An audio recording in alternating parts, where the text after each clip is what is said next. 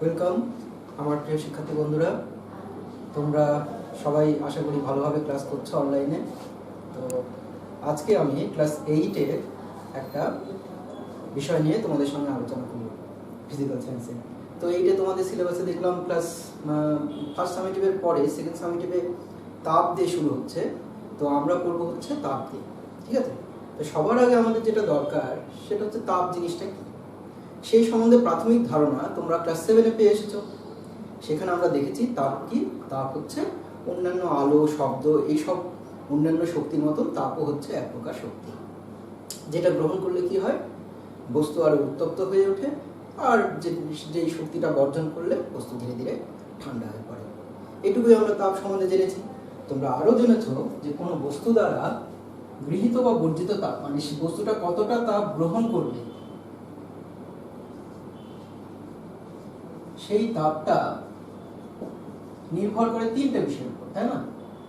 মনে পড়ছে ক্লাস 7 থেকে কি কি বিষয়গুলো ছিল বলো তো? ঠিক, 1 নম্বর হচ্ছে ভর, 2 নম্বর হচ্ছে বস্তুর উপাদান, আর একটা হচ্ছে উষ্ণতার বৃদ্ধি বা হ্রাস। যদি গ্রহণ করে তাহলে বৃদ্ধি হবে উষ্ণতার, আর যদি বর্জন করে তাহলে হ্রাস হবে। এই তিনটা বিষয়ের উপর নির্ভর করে আমরা জেনে এসেছি।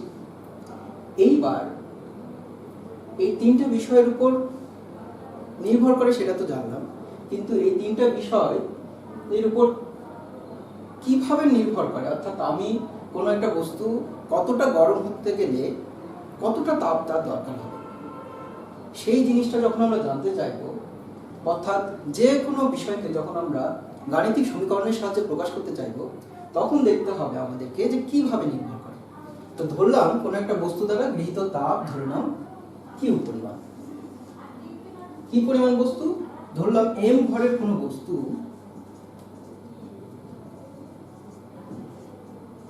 উষ্ণতা, এম ভরের কোনো বস্তুর উষ্ণতা টি ডিগ্রি সেন্টিগ্রেড আমরা বৃদ্ধি করব। টি ডিগ্রি সেন্টিগ্রেড উষ্ণতা বৃদ্ধি করতে, এখানে বলে রাখি বৃদ্ধি করব উষ্ণতা, হ্যাঁ, বস্তুটার উষ্ণতা টি ডিগ্রি না, টি ডিগ্রি বাড়াবো। যদি 10 থাকে 10 প্লাস টি, এরকম। তো টি ডিগ্রি সেন্টিগ্রেড উষ্ণতা বৃদ্ধি করতে গৃহীত তাপ ধরে নাও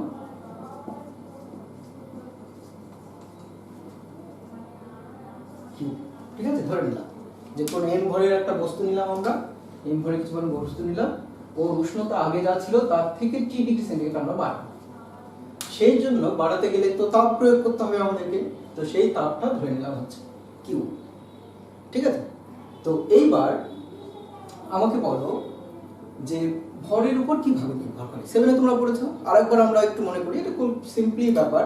দেখো, ধরে নাও তুমি 1 গ্লাস জল তাপ দিয়ে গরম করবে, তোমার যে পরিমাণ তাপ লাগবে সেখানে যদি তোমার কিউ পরিমাণ তাপ লাগে, কথার কথা বলছি, বা হ্যাঁ কিউ পরিমাণ তাপ লাগে, সেখানে যদি তুমি 5 গ্লাস জল এক জায়গায় করে সেখানে যদি তুমি তাপ দাও, তাহলে কতটা তাপ লাগবে? ঠিক ধরেছো, 5 গুণ তাপ লাগবে। তাহলে আমাদের সেখানে 5 কিউ পরিমাণ তাপ লাগবে। যদি 10 গ্লাস জল যদি একসঙ্গে নিয়ে আমি যদি তাপ বাড়াতে চাই, তাহলে সেক্ষেত্রে কত লাগবে? আবারও ঘুরে ফিরে তখন আমরা বলবো 10 কিউ তাপ লাগবে। তার মানে আমরা বুঝতেই পারছি যে ভরের সঙ্গে এই গৃহীত বা বর্জিত তাপের একদম সরাসরি সমানুপাতিক সম্পর্ক। ভালো কথা, বুঝে গেলাম। এরপরে আমরা আসি উপাদান। উপাদানের উপর কিভাবে নির্ভর করে না, আমরা জানি যে তুমি যদি একই পরিমাণ জল, ধরে নাও এখানেও জল নিয়েছো 5 গ্লাস, এখানেও তুমি জল নিয়েছো 5 গ্লাস, একই পরিমাণ, ঠিক আছে? কিন্তু প্রথমটাতে ধরে নাও তুমি নিয়েছো জল, এখানে নিয়েছো ধরে নাও 5 গ্লাস তেল, তাহলে কি ওই একই পরিমাণ তাপ লাগবে? নিশ্চয়ই না। এটাও আমরা ক্লাস 7-এ জেনেছি যে এটা এখানে যেহেতু প্রকৃতি চেঞ্জ হয়ে যাচ্ছে, অর্থাৎ উপাদানই চেঞ্জ হয়ে যাচ্ছে, তাহলে আমার গৃহীত তাপের পরিমাণটাও কম লাগবে বা বেশি লাগবে, তাই না? তাহলে উপাদান চেঞ্জ হলেও কি আমরা দেখতে পাই, গৃহীত বা বর্জিত তাপের পরিমাণটা চেঞ্জ হয়ে যায়। সেই জন্য আমরা কি করছি, আমরা উপাদানটাকেও নিয়েছি। কিন্তু এবার সমস্যা কোথায় বলতো? সমস্যা হচ্ছে উপাদানকে তো ওইভাবে আর সরাসরি মাপা যায় না। যেমন ভর চট করে মেপে নিলাম দাঁড়িপাল্লা নিয়ে, বা আমাদের বিজ্ঞানের ভাষায় সাধারণ তুলা যন্ত্র নিয়ে মেপে নিলাম, নিয়ে সেখানে দেখতে পেলাম যে গ্রাম বা কেজিতে কোনো একটা প্রকাশ চলে আসলো। উপাদানকে তুমি মাপবে কি করে? এটা তো একটা পদার্থের প্রকৃতি। বড় সমস্যা দাঁড়িয়ে গেল বিজ্ঞানীদের কাছে। কি করা যায়, কি বুদ্ধি করা যায়? তো সেটা করতে যেয়ে বিজ্ঞানীরা কি করেছে একটু পরে আসছি। এবার আমরা আসি উষ্ণতার বৃদ্ধি বা হ্রাস, সেটার উপর আবার কিভাবে নির্ভর করে। তো এখানে আমরা ধরেছি উষ্ণতার বৃদ্ধি। তো বৃদ্ধি দিয়ে একটা উদাহরণ নিয়ে আমরা বোঝার চেষ্টা করি। এবার ধরে নাও জল, একই পরিমাণ জল দিচ্ছ দুই জায়গাতে, তার মানে আমার উপাদান সেম আছে, পরিমাণটাও একই নিয়েছো দুটোতে। এটা তো 5 গ্লাস নিয়েছো, এটা তো 5 গ্লাস নিয়েছো, তাহলে সেক্ষেত্রে আমার ভরটাও সেম আছে দুটোতে। এবার কি করবে, এর উষ্ণতা ধরে নাও তুমি 10 ডিগ্রি বাড়াবে। আগে যা ছিল এর উষ্ণতা তার থেকে তুমি 10 ডিগ্রি বাড়াবে। আর এর উষ্ণতা ধরে নাও তুমি 50 ডিগ্রি বাড়াবে। আগে যা ছিল তার থেকে 50 ডিগ্রি। তাহলে এবার আমাকে বলো দুটোতে কি একই পরিমাণ তাপ লাগবে? দুটোতে ভর একই আছে, উপাদান একই আছে, কিন্তু তারপরেও আমরা দেখতে পাচ্ছি কি দুটোতে আলাদা এক পরিমাণ তাপ লাগবে না, কারণ এখানে আমরা উষ্ণতা বেশি বাড়াতে চাইছি, প্রায় এর 5 গুণ। তাহলে এর যদি 5 গুণ উপাদান আমরা তাপ বাড়াই, সরি উষ্ণতা বাড়াতে চাই, তাহলে আমাদেরকে কি করতে হবে? 5 গুণ বেশি তাপ দিতে হবে, তাই না? তার মানে আমরা দেখতে পাচ্ছি উষ্ণতা বৃদ্ধি বা হ্রাসের সঙ্গেও গৃহীত তাপ বা বর্জিত তাপের সম্পর্ক সমানুপাতিক। বা এটা আমরা মাপতে পারলাম, কোনো সমস্যা আমাদের হলো না। এইবার তাহলে মাঝখানে যে বিষয়টা থাকলো সেটাই আমাদের সমস্যা হয়ে দাঁড়ালো, যে উপাদানের উপর কিভাবে নির্ভর করবে। এবার যখনই বিজ্ঞানের কোনো সমস্যা দাঁড়ায় যায় তখন কে সমাধান করে দেয় বলতো? বিশেষ করে ভৌত বিজ্ঞানে তখন সমাধান করবার জন্য যে আসে সে হচ্ছে ম্যাথমেটিক্স। কারণ আমরা সবাই জানি ম্যাথমেটিক্সকে যেমন বলা হয় mathematics is the mother of all science, আবার একই রকম ভাবে এটাও বলা হয় যে mathematics is the tool of physics. অর্থাৎ অঙ্ক, পদার্থবিজ্ঞান বা রসায়ন বিজ্ঞান যদি বলো, সেই পদার্থবিজ্ঞানের হচ্ছে কি হয়, ও হচ্ছে টুলস, মানে হচ্ছে যন্ত্রপাতি, ও হচ্ছে বিভিন্ন কাজ করে দিতে পারবে। তো আমরা সেই অঙ্কেরই সাহায্য নেওয়ার চেষ্টা করছি, তাহলে অঙ্ক দিয়ে জিনিসটাকে প্রকাশ করার চেষ্টা করি। অনেকদিন তোমাদের সঙ্গে গল্প করা হয়নি, আমার পেটটা ফুলে উঠছে গল্প না করতে পেরে। তো এই একটু সময় নিব, 2 মিনিট। হ্যাঁ, একটা গল্প বলি, মনে পড়ে গেল এই ক্ষেত্রে যে অঙ্কের কতটা গুণ। দেখো আইনস্টাইন, তোমরা সবাই নাম শুনেছ, জগৎ বিখ্যাত হয়ে গেছে রিলেটিভিটি বা আপেক্ষিকতাবাদ আবিষ্কারের ফলে, তত্ত্ব আবিষ্কারের ফলে। তো ওনারই যেমন আমাদেরকে ক্ষেত্রে কেউ বিখ্যাত হয়ে গেলে আমরা সব তার সঙ্গে সাক্ষাৎ করবার চেষ্টা করি। তো ওনারই এক বন্ধু ওনার কাছে গেছে, যাওয়ার পরে বলছে যে তুমি তো জগৎ বিখ্যাত হয়ে গেলে, তো আমার নিশ্চয়ই তোমার ল্যাবরেটরিটা খুব উন্নত, যেখানে তুমি রিলেটিভিটির মতন আপেক্ষিক তত্ত্বর বিষয়টা তুমি আবিষ্কার করতে পেরেছো যার সাহায্যে। তো আমার একটু তোমার ওই ল্যাবরেটরি রুমটা দেখবার খুব ইচ্ছা। তখন আইনস্টাইন হেসে বলেছিল আচ্ছা চলো, বলো আইনস্টাইন নিয়ে চলে গেছে। কোথায় নিয়ে গেছে বলো তো? পড়ার ঘরে। এবার ওর বন্ধু বলছে যে তুমি হয়তো ভুল ভাবছো, আমি তোমার স্টাডি রুমে আসতে চাইনি, আমি তোমার ল্যাবরেটরিটা দেখতে চাইছি। ও বলে বন্ধু আমি ভুল কিছু বলিনি, এটাই আমার ল্যাবরেটরি। বলে এটাই ল্যাবরেটরি, যন্ত্রপাতি কোথায়? বলে এই যে দেখতে পাচ্ছ খাতা কলম, ওকে হচ্ছে খাতা কলম দেখিয়েছে। বলে এই যে খাতা কলম দেখতে পাচ্ছ, এই খাতা কলমই হচ্ছে আমার সেই যন্ত্রপাতি ল্যাবরেটরি। আর এই যে আমার ব্রেনটা দেখতে পাচ্ছ, মাথাটা, এই মাথাটাই হচ্ছে সেই ল্যাবরেটরি। যন্ত্রপাতি হচ্ছে খাতা কলম আর ওই ব্রেনটাই হচ্ছে সেই ল্যাব। তো এইরকম বিষয়, মানে পদার্থবিজ্ঞানের যত রকম বিষয় সব আমরা সমস্যার সমাধান করতে পারি হচ্ছে এই অঙ্কের সাহায্যে।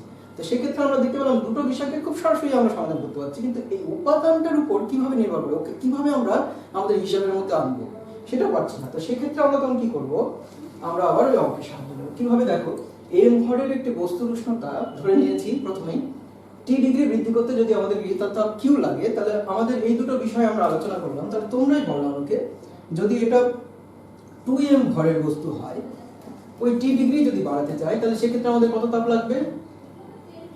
দ্বিগুণ, তাই না? তাহলে টি কিউ, কারণ এটা চেঞ্জ হয়নি। আবার একই রকম ভাবে ওই 2m ভরের উষ্ণতায় যদি আমি 2t ডিগ্রি উষ্ণতা বাড়াতে চাই, মানে এটাকে আবার যদি দ্বিগুণ করে দিই, তাহলে দুটোই দ্বিগুণ হয়ে গেল। সেক্ষেত্রে আমাদের গৃহীত তাপের পরিমাণ তখন কি হবে? 4q, তাই না? এইখান থেকে বিজ্ঞানীরা একটা আইডিয়া পাচ্ছে। কিরকম আইডিয়া দেখো, তুমি যে কোনো এই যে বিষয়গুলো আছে তার মধ্যে আমি যদি এইভাবে ওরা একটা রাফ ক্যালকুলেশন করে নিল, যে এইভাবে ধরি আমরা যে গৃহীত বা বর্জিত তাপ, সেই গৃহীত বা বর্জিত তাপ, এটাকে মুছে দিচ্ছি। হ্যাঁ, তোমাদের দেখতে সুবিধা হবে, এটা আমাদের খুব একটা প্রয়োজন নেই, কারণ তোমরা জেনেই গেছো। তাহলে আমরা ওইখান থেকে পাচ্ছি যে গৃহীত বা বর্জিত তাপ, এখানে গ্রহণ করার উদাহরণ দিচ্ছি তোমাদেরকে, তাই গৃহীত তাপে লেখা। তাহলে যদি সে তিনটে বিষয়ের উপর নির্ভর করে, কি একটা ভর, একটা উপাদান, আর একটা হচ্ছে আমরা দেখলাম উষ্ণতার এখানে বৃদ্ধি লিখবো। হ্যাঁ, যেহেতু গৃহীত তাপ বলেছি, যদি বর্জিত তাপ বলতাম তাহলে ওখানে উষ্ণতার হ্রাস বলতাম। ঠিক আছে, তো এই তিনটা বিষয়ের উপর যদি নির্ভর করে, তো আমার যেটা দরকার উপাদান, এটাকে আমরা সরাসরি আনতে পারছি না হিসাবের মধ্যে। তাহলে সেটার চেহারা কেমন দাঁড়াবে? সেটার চেহারা দাঁড়াবে এইরকম না, দেখো তো, গৃহীত তাপ, এটা যেটা এই পাশে ছিল, এই দুটো এই পাশে গুণ আছে, তাহলে এই পাশে আসলে কি হবে? আমি তারপরে আবার উল্টে লিখেছি, তাহলে সেক্ষেত্রে কি হবে আমার? সেক্ষেত্রে আমার হবে ভর ইন্টু উষ্ণতার বৃদ্ধি। এই ব্যাপারটা দাঁড়াবে না, দেখো তো। তাই যদি হয়, এইবার এই ক্ষেত্রে আমরা কি দেখব? এইবার আমরা যে ডাটাগুলো পেয়েছি সেটাকে এখানে পুট করার চেষ্টা করব। যেমন এই ক্ষেত্রে দেখো তো, আমাদের গৃহীত তাপ কত? গৃহীত তাপ হচ্ছে আমাদের 4 কিলো। এর ভর কত ছিল? না 2m। এর উষ্ণতার বৃদ্ধি কত ছিল? না 2t। তাহলে দেখো এই 2 আর 4 কেটে যাবে, কেটে গেলে আমাদের কি পড়ে থাকছে? q by m into t। এই একটা রাশি পাচ্ছি আমরা। আবার আরেকটা উদাহরণে চলে যাও তো, যে কোনো উদাহরণে ধরে নাও আমি কোনো একটা ভরের বস্তু উষ্ণতা ধরে নাও m5m, মানে যার m ছিল তার 5 গুণ বাড়িয়ে দিলাম। ওর যদি উষ্ণতা এখানে ধরে নাও 60 করে দিই, 60 ডিগ্রি সেন্টিগ্রেড যদি উষ্ণতা বাড়াতে চাই, তাহলে সেক্ষেত্রে আমার কত তাপ লাগবে? দুটোই গুণ হয়ে যাবে, তাই না? তাহলে প্রথমে যদি কিউ লাগে, তাহলে তার কত হবে? 5 গুণ আবার 6 গুণ, তার আবার 6 গুণ, তাহলে 5 6 30 গুণ, তাহলে 30 কিউ। এর আবার এখানে হিসাব করি তো, দেখো তো মানটা বসিয়ে দিয়ে কি দাঁড়াচ্ছে। সেই ক্ষেত্রেও দেখো, তখন গৃহীত তাপ এখানে হয়ে যাবে আমার 30 কিউ, আমার বস্তুর পরিমাণ ছিল হচ্ছে 5m, উষ্ণতার বৃদ্ধি হচ্ছে আমার এখানে 60। তাহলে আবার দেখো কেটে কুটে গড়ে ফিরে যা ছিল তাই। তার মানে একটা আমরা কি পাচ্ছি এখান থেকে? আমাদের কি ফিজিক্স বলছে? মানে একটা আমাদেরকে কি ফিজিক্স জানাচ্ছে?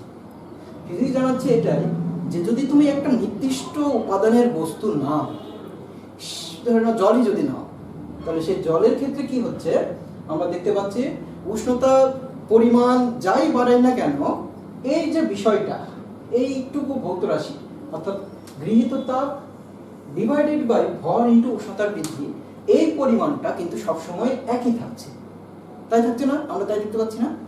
তখন বিজ্ঞানীরা বলল যে তাহলে এই জিনিসটাকে যদি আমরা কোনো একটা নতুন কোনো ভৌত রাশিতে যদি প্রকাশ করি, তাহলে সেই ভৌত রাশিতেই আমরা উপাদানকে মাপতে পারবো বা উপাদানের পার্থক্যটা বোঝাতে পারবো এক পদার্থ থেকে আরেক পদার্থ। সেইখান থেকে যার জন্ম হলো, যে ভৌত রাশির জন্ম হলো, তার নাম হচ্ছে আপেক্ষিক তাপ। তাহলে এখানে আমি আর উপাদান লিখবো না, এখানে অ্যাকচুয়ালি এটা বিষয়টা দাঁড়িয়ে যাচ্ছে কার? আপেক্ষিক তাপ। যে কার উপর ডিপেন্ড করছে? সেই উপাদানের উপর ডিপেন্ড করছে। ঠিক আছে, তাহলে আপেক্ষিক তাপের সঙ্গে আমরা কি দিব? যদি সিজে দিই, তাহলে কি বলবো? ভরটাকে তুমি একক করে দাও, উষ্ণতার বৃদ্ধিটাকে একক করে দাও, গৃহীত তাপের পরিমাণটাও একক করে দাও, তাহলেই হয়ে যাবে। দেখো কিভাবে বলছি, 1 গ্রাম ভরের কোনো বস্তুর উষ্ণতা যদি 1 ডিগ্রি বৃদ্ধি করি, বৃদ্ধি করতে যে পরিমাণ তাপের প্রয়োজন হয় তাকেই বলবো হচ্ছে বস্তুর আপেক্ষিক তাপ। ঠিক আছে, তাহলে এইভাবে আমরা আপেক্ষিক তাপের সংজ্ঞা দিয়ে দিতে পারি। তাহলে আপেক্ষিক তাপের এককটা কি দাঁড়াবে আমাদের? না, তাপের একক কি? তাপের একক হচ্ছে সিজিএস পদ্ধতিতে, ঠিক বলেছো, ক্যালোরি, আর এসআই পদ্ধতিতে জুল। তাহলে আমরা সিজিএস পদ্ধতিতে যদি এখানে করি, তাহলে কি দাঁড়াবে? আমার উপরে থাকছে ক্যালোরি, ভরের একক গ্রাম, আর উষ্ণতার বৃদ্ধি আমরা কি বলি? প্রতি ডিগ্রি সেন্টিগ্রেড। তাহলে এই বিষয়টাকে আমরা কিভাবে লিখি? ক্যালোরি পার গ্রাম পার ডিগ্রি সি। এটা হচ্ছে পুরনো স্টাইল। ঠিক আছে, তো আধুনিক স্টাইল আবার কি বলেছে? বারবার এই পার চলে, যে নিচে যারা আছে তারা একবার পার দিয়ে, মানে ভাগ আকারে, পার মানে হচ্ছে ভাগ দিয়ে আকারে, যারা নিচে আছে তাদেরকে পরপর লিখলেই চলবে। তাহলে আমাদের আপেক্ষিক তাপের কি হচ্ছে? Calorie per gram degree C.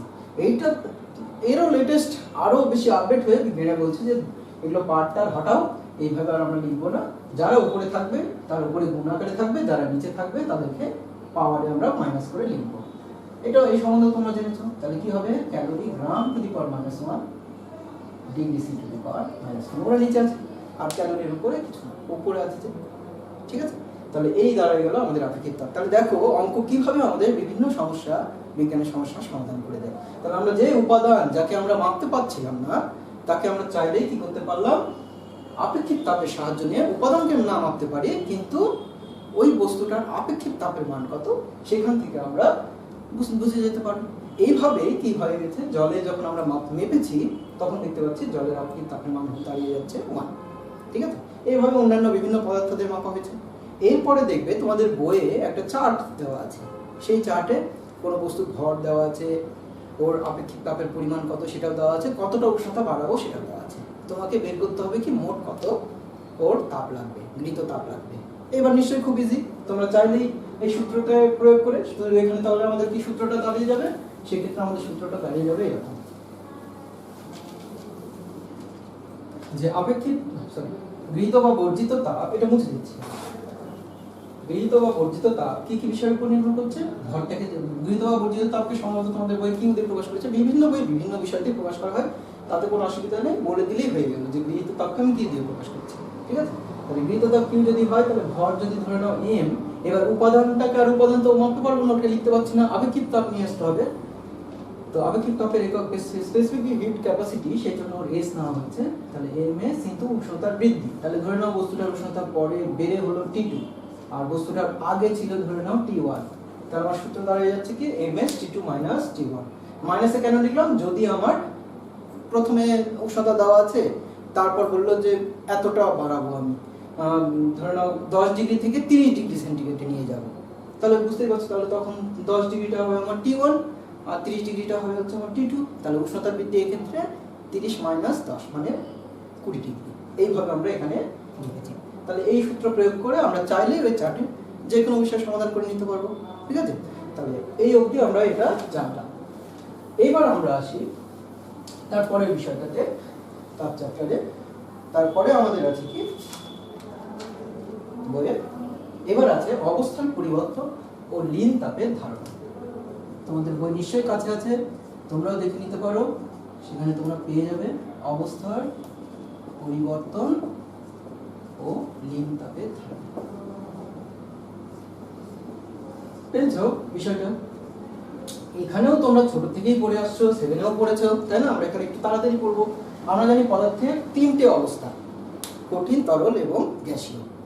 তো এটা আমরা ছোট ক্লাসে অবধি পড়বো। যখন আমরা আরেকটু উপর ক্লাসে উঠবো তখন দেখবো যে পদার্থের মূলত 3টে অবস্থা নয়, আরো একটা অবস্থা আছে, তার নাম হচ্ছে প্লাজমা অবস্থা। সেই সম্বন্ধে আমরা উপর ক্লাসে পড়বো। তো আপাতত আমরা কি করব, আমরা বলবো যে পদার্থের 3টে অবস্থা। অনেক বিষয় কি হয় বলতো, প্রাথমিক ধারণাতে এসে কি করা হয় যে তোমার স্বাভাবিক ধারণার ক্ষেত্রে কোনো একটা বিষয়কে সত্য বলে ধরে নেওয়া হয়। যেমন দেখো, আমরা যখন ছোটবেলা পড়েছিলাম প্রায় সবাই পড়েছি অতে অজগরটি আসছে তেরে। আরে অজগরই আসবে তেরে, আর কেউ অন্য কোনো প্রাণী বা অন্য কেউ আসতে পারবে না তেরে।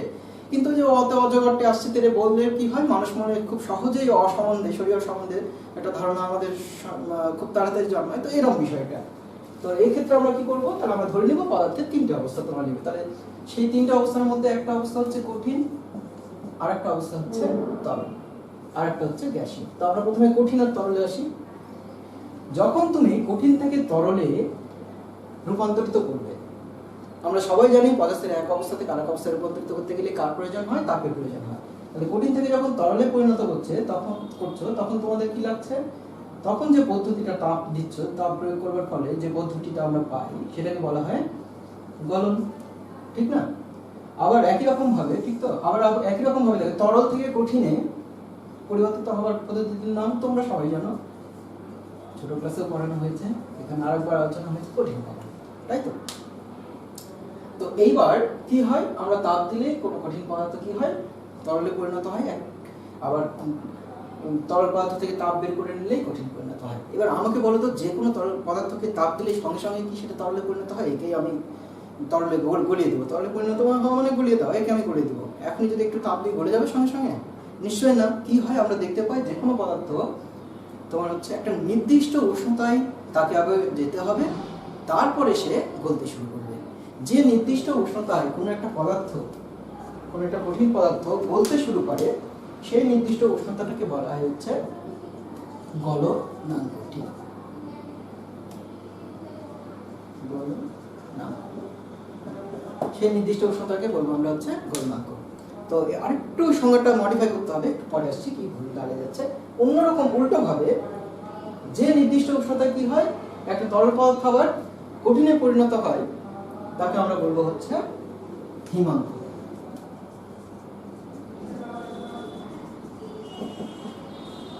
তাই না? তো এবার এই গলনাঙ্ক আর হিমাঙ্ক কি হয়ে দেখা যায় বিভিন্ন পরীক্ষা করে দেখা গেছে বিভিন্ন পদার্থের ক্ষেত্রে বিভিন্ন। যেমন আমাদের জলের গলনাঙ্ক কত, 0 ডিগ্রি সেন্টিগ্রেড। আবার জলের হিমাঙ্ক কত বলতো, জলের ঠিক বলেছো, জলের হিমাঙ্কও কিন্তু 0 ডিগ্রি সেন্টিগ্রেড।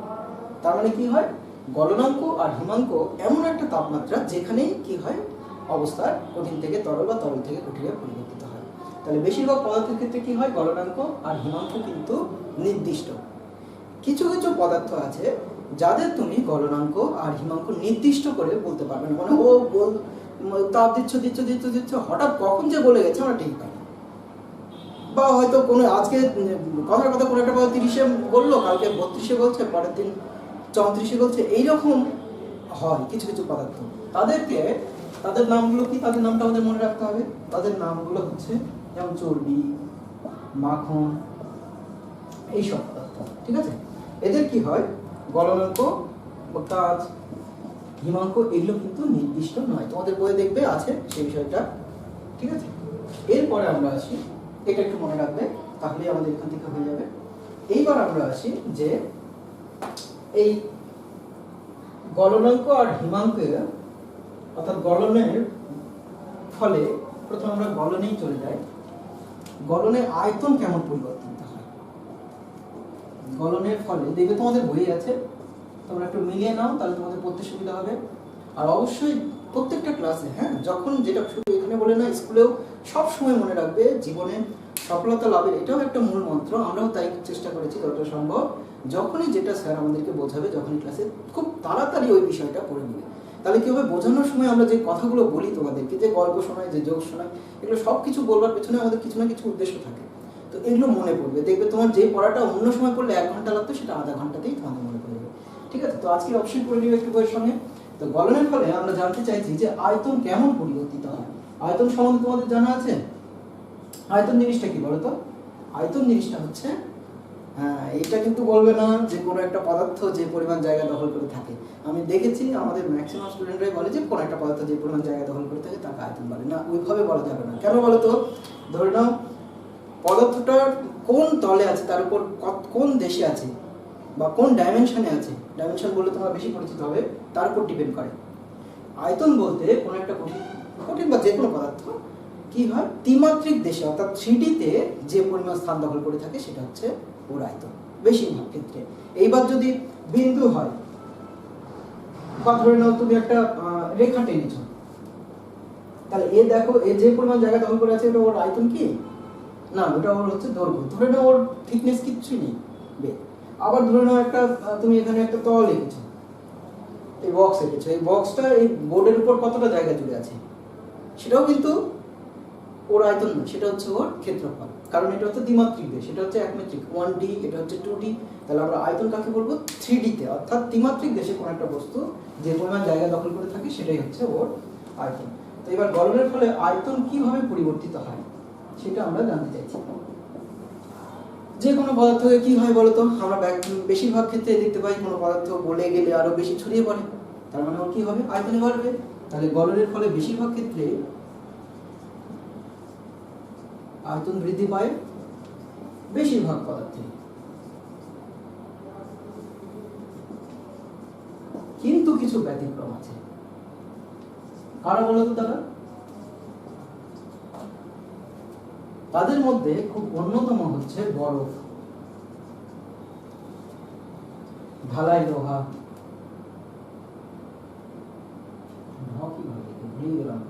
ঢালাই লোহা, ঠিক আছে, বা পিতল, এইসব পদার্থগুলো, এদের কি হয়, এদের কিন্তু আয়তন বৃদ্ধি পায় না। গলনের ফলে এদের আয়তন উল্টো আরো হ্রাস পায়, কমে যায়। তুমি একটা ওই জলের বোতলগুলো নাও, জলের বোতলটাকে ভরে ফ্রিজে রেখে দাও তো, কি হবে? ও উল্টো করলাম নাকি? গলনের ফলে আয়তন বৃদ্ধি পায় বেশিরভাগ পদার্থ, আর গলনের ফলে আয়তন কমে যাবে। একটু ভুল বলেছি আমি, একটু ভুল বলেছি, কারণ গলনের ফলে আয়তন বৃদ্ধি পাবে, উল্টোটা হয়ে গেছে। আয়তন বাড়বে আমি বলেছি, তাহলে আয়তন বৃদ্ধি পাবে হচ্ছে এটা উল্টে দিতে হবে। আয়তন হ্রাস পায় হচ্ছে বেশিরভাগ পদার্থের, কারণ ওই যে উল্টোটা গরম বলে তরলে পরিণত হচ্ছে। আর আয়তন বৃদ্ধি পাবে বরফ, ঢালাই লোহা এগুলোর ক্ষেত্রে। কি হবে? বরফ যখন জলে পরিণত হবে তখন আয়তনে হ্রাস পাবে। ও উল্টেই করে দিলাম, ঠিকই লিখেছিলাম, একটু আয়তন বৃদ্ধি পায় হ্রাস হবে। মাঝে মাঝে এরকম হয়, কোনো জিনিস না আমার মনে থাকে না, একটু চিন্তা ভাবনা করে বলতে হয় আর কি। যেহেতু আমি একটু ওই ব্যাক ক্যালকুলেশন করছি, দেখো যে কোনো পদার্থ কি হয়, তরলে যখন পরিণত হয়ে যায় তখন কি দেখি আমরা, ওটা ছড়িয়ে পড়ছে, তাই না? তার মানে ওর আয়তন বেড়ে যাচ্ছে। আর বরফের ক্ষেত্রে যখন তরলে পড়ে যাচ্ছে তখন ও কি হবে, আয়তনে, বরফ যখন তরলে পরিণত হবে তখন আয়তন কি হবে, আয়তনে সে কমবে। ঠিকই আছে, বরফ যখন তরলে পরিণত হচ্ছে ওর ক্ষেত্রে আয়তনে বাড়বার কথা কিন্তু কমবে, কারণ তুমি জল নেবে, জল নিয়ে যখন তুমি বরফে পরিণত করবে দেখবে ফ্রিজের মধ্যে রাখবে। আমি ওই ইয়েটা মনে করার চেষ্টা করছি, ওই এক্সপিরিয়েন্সটা আমাদের দৈনন্দিন জীবনে, বিজ্ঞান যখনই কোথাও কোনো অসুবিধা হবে আমাদের দৈনন্দিন জীবনের ব্যাপারটা নিয়ে একটু ভাববে, তোমার মনে পড়ে যাবে। দেখো তো তাহলে সেক্ষেত্রে কি হচ্ছে, জলের ক্ষেত্রে কি হয়, আমরা দেখি ফ্রিজের মধ্যে জল রেখে দিবে, দেখবে কি হবে, ফেটে যেতে চাইবে।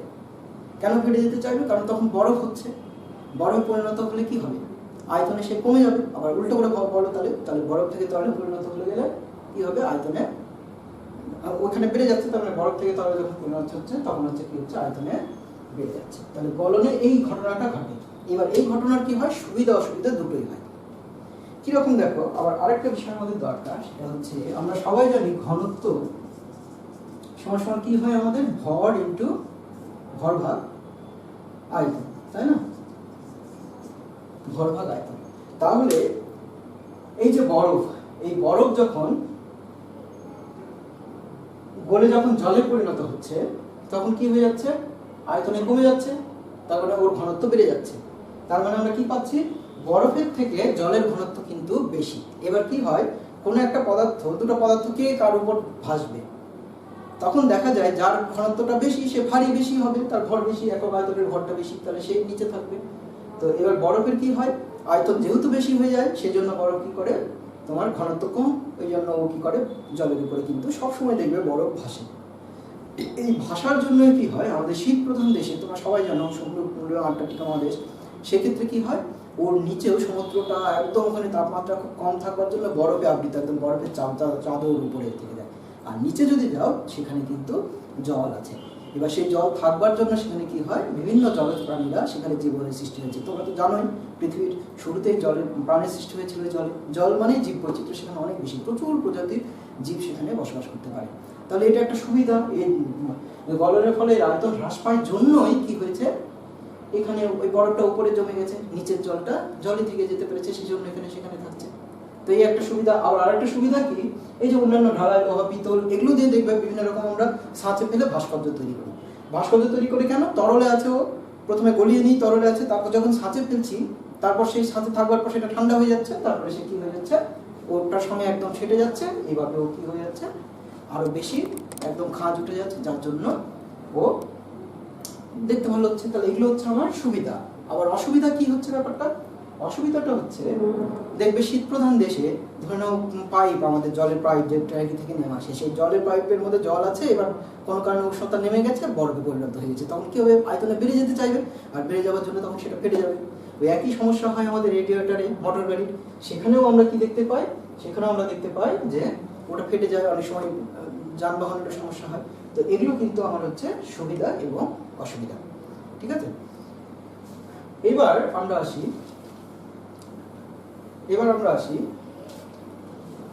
যে ঠিক আছে, তাহলে এই অবধি আমাদের থাক। হ্যাঁ, নেক্সট টাইম আমরা পরের ক্লাসে আবার এর পরের বাদ বাকি অংশটা আলোচনা করবো। ঠিক আছে, তোমরা ভালো থাকো সবাই।